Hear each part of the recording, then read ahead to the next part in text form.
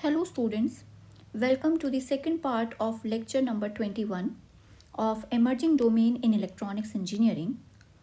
In today's lecture, we will discuss and understand the operation of Jfet. So in the previous lecture, we studied the construction of Jfet and we also saw that Jfet was of two types, that was N-channel Jfet and P-channel Jfet. So we will now study the operation of Jfet, and before moving on directly to the operation, first of all we will see the scenario of an unbiased Jfet and then we will bias it.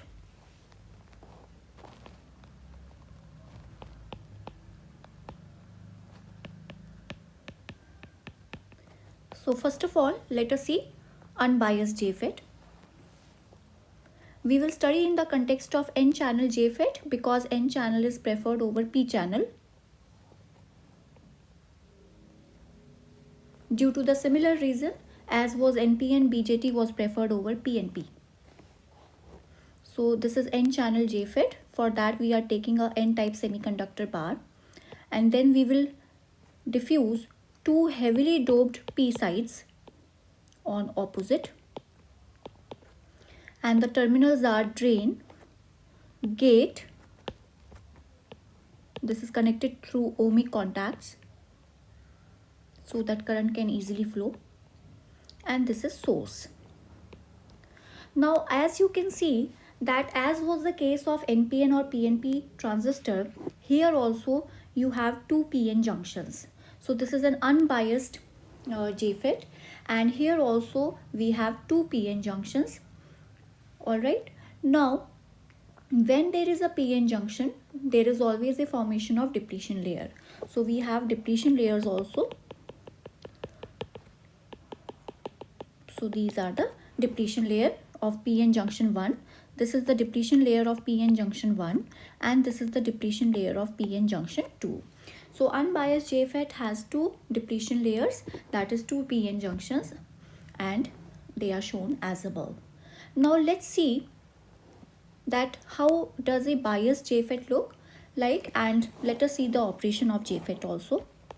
So we will move on to the operation of Jfet.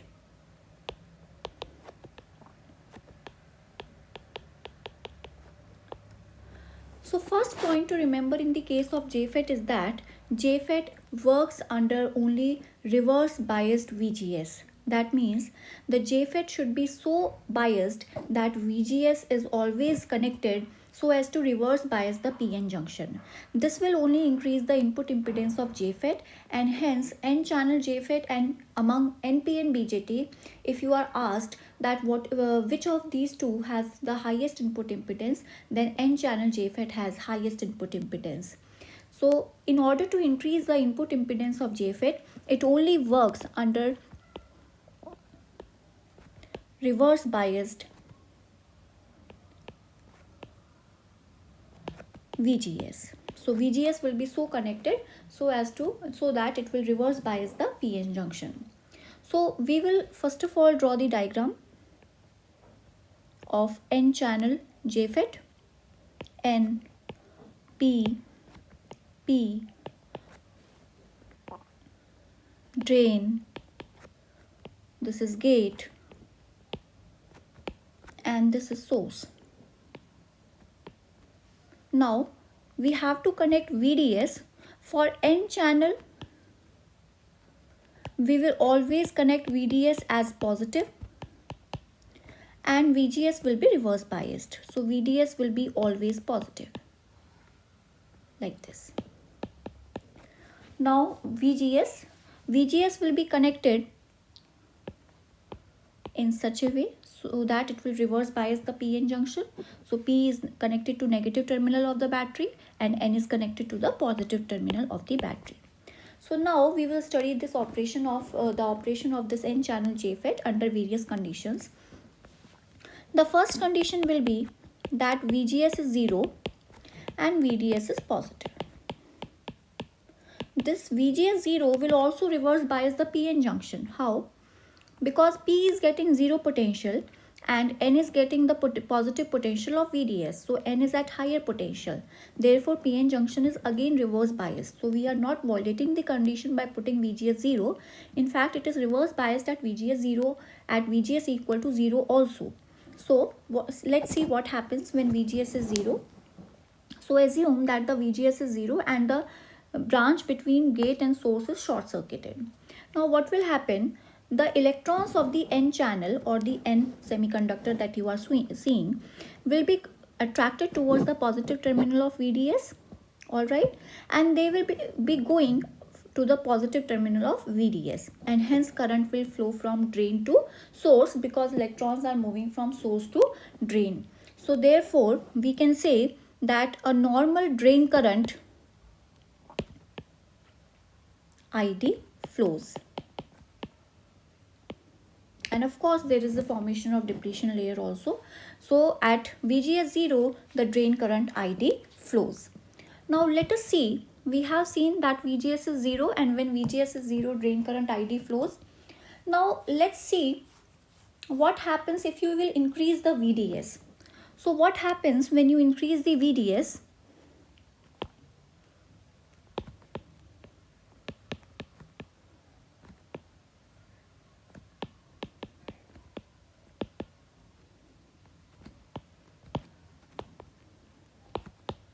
At VGS 0, what happens when VDS increases?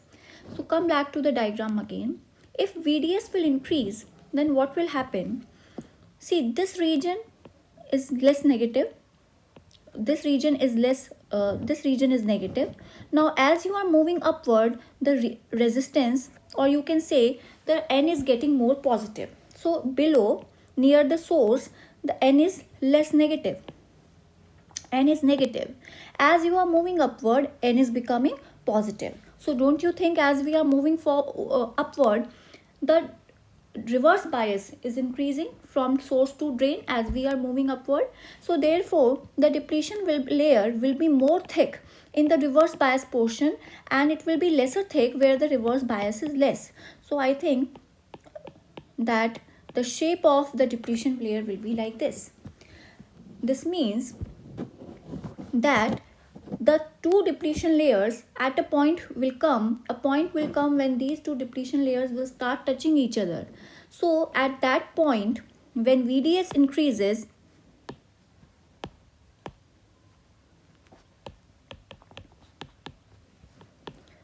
reverse bias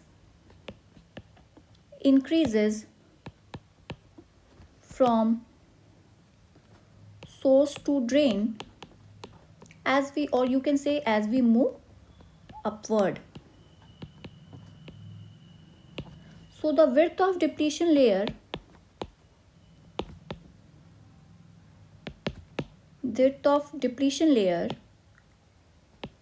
will be more in the region of higher reverse bias,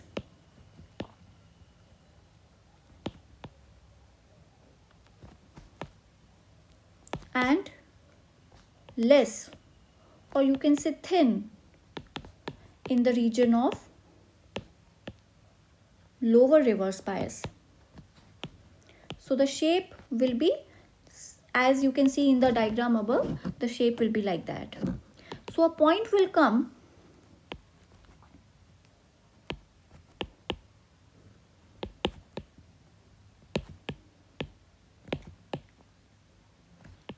when depletion layers will seem to touch each other. Remember this.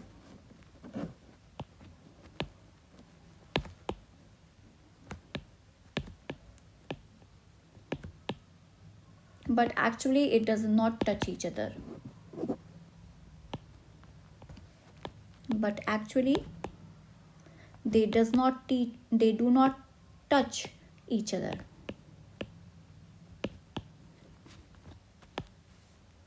And at this point,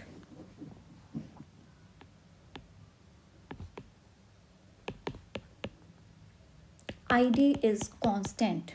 ID becomes constant. And the voltage at which this whole thing happens, that is called pinch off voltage. So the value of VDS, not VGS, the value of VDS at which this takes place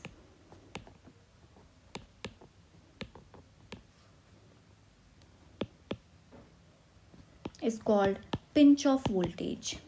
Remember, pinch off voltage, that is represented as VP. So always remember what is pinch off. Pinch off is that value of VDS at which the depletion layers seem to touch each other, but actually they do not touch each other, and at this point the drain current, that is ID, becomes constant. This particular value of VDS is called pinch off voltage. So very important, frequently asked in semester exams or final university exams, that what is pinch off voltage. So always remember this, that what happens at this particular value, and this is the value of not VGS, in fact VDS. Okay, so this is pinch off voltage. Now let's see, when drain current becomes constant, one thing to recall, then it is called drain to source saturation current, that is IDSS, and that is the maximum current that flows in Jfet. After that the current gradually decreases. So this was the first case when VGS is equals to 0 and VDS is positive. Now let's change VGS. That means VGS only we can reverse bias it. So let's make VGS small negative, and VDS will remain same, that is positive. So what will happen now, you have seen the diagram above. What happens is, now as you will reverse bias this gate and source, you have connected a battery in such a way so as to reverse bias this junction.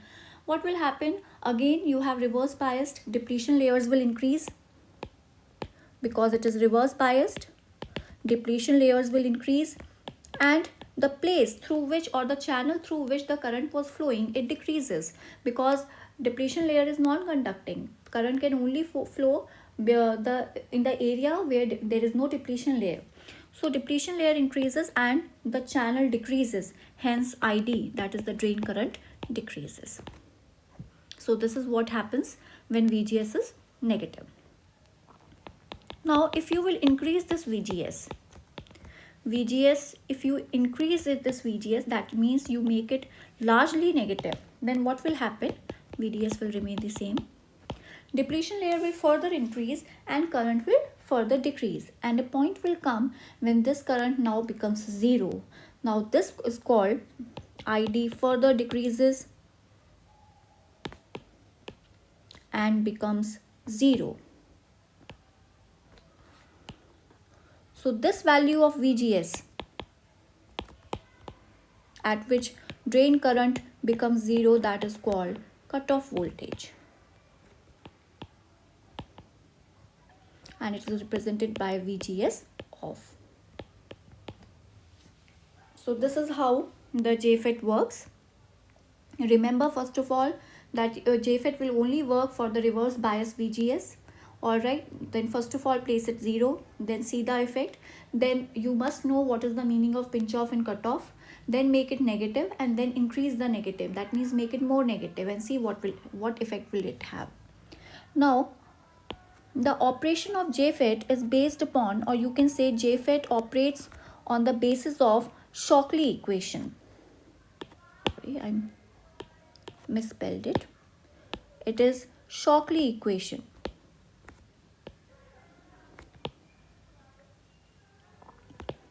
It is given by ID equals to IDSS. You know, drain current is equals to current between drain to source saturation current bracket 1 minus VGS upon VP whole square. So this is Shockley equation which we must remember while studying or understanding the operation of a Jfet. So this is the Shockley equation. I hope you all must